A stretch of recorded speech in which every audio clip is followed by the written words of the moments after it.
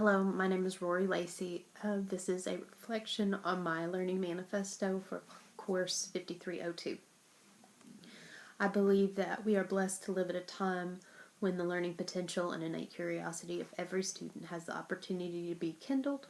Endless resources exist and are growing daily and improving that are now available and they're transforming traditional education through a more personalized nature. They are giving us the ability to differentiate instruction at a whole new level that challenges or has the potential to challenge every student on their level. Learning sites like Khan Academy or online classrooms such as Google Classroom or learning management systems such as Canvas or Blackboard or Schoology make content and instruction available for students 24/7. Teachers can use these resources to supplement lessons, to act as a learning intervention, or to enrich and challenge students. I believe that all educators must value collaboration and diversity by relentlessly pursuing positive working relationships with students, with support staff, fellow teachers, parents, and most assuredly the community, in traditional ways as well as in new digital methods.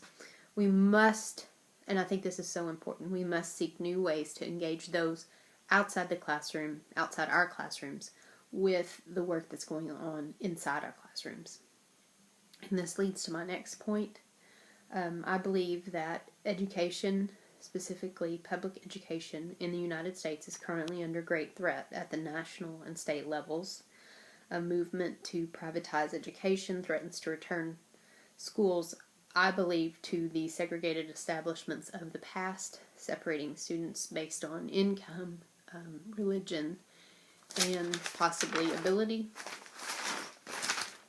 with little or no accountability measures or educational standards. Systems at the state level, such as an overdependence on standardized testing, have long been in place, I believe, to ensure the downfall of public education, because I believe it certainly hasn't helped in any way.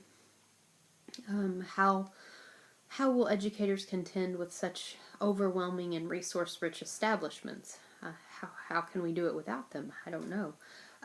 We must make it known that public education matters. It matters to all students to be served a free, equal, quality education by a professional educator.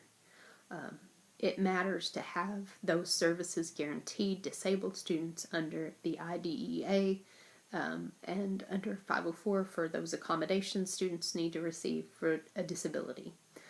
We need to value our educators. My worry, and this is totally my worry, my opinion, this will affect those most disadvantaged students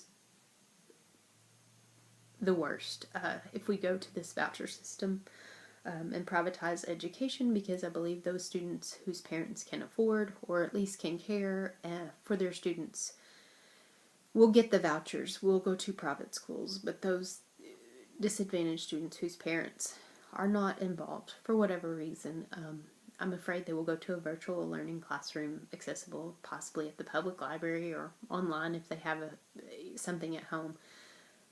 But they will be robbed of possibly the only caring relationship that they have, and the role of a teacher as someone that cares in that child's life might be the only one. And that's my opinion, but I certainly hope I'm wrong. Following that thought, I do believe there should be less testing and more inquiry learning going on in classrooms. Testing does not benefit students, and it wastes precious instructional time and learning opportunities.